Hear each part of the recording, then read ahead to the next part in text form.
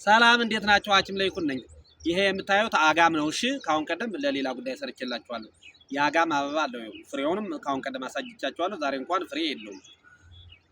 የዛር መንፈስ፣ የቤተሰብ ጣጣ፣ የጨሌ መንፈስ፣ የውቃቤ መንፈስ፣ የቤት አምላክ፣ የቤት ጣጣ እየተባለ ሲሽሞረሞር የሚኖረውንና ገርጋሪ አደናጋሪ ማንኛውንም ነገር ሁሉንም ነገር የሚገረግረንና የሚዘጋብንን በእግዚአብሔር ኃይል አከርካሪው ሰብሮ ያስወግድ ዘንድ ይህ እጽ ስልጣን ከእግዚአብሔር የተሰጠው ነው። ለሄኖክ የተገለጸለት ነው። ስለዚህ ሳይጋባብን ነው። ከተጋባብን በኋላ እና ከያዘን በኋላ ብዙ ውጣ ውረድ አለው። ብዙ እጽዋቶች ያስፈልጉታል ማለት ነው። ነገር ግን ሳይጋባብንና እንዳይጋባብን ወይም እንዳይዘን ማለት ነው ምን ማድረግ አለብን መሰላችሁ? ሴቶች ከሴት የብርጉድ ጋራ ፈጭታችሁ በኩል ለ7 ቀን ማታ ማታ እየተኳላችሁ መተኛት ነው።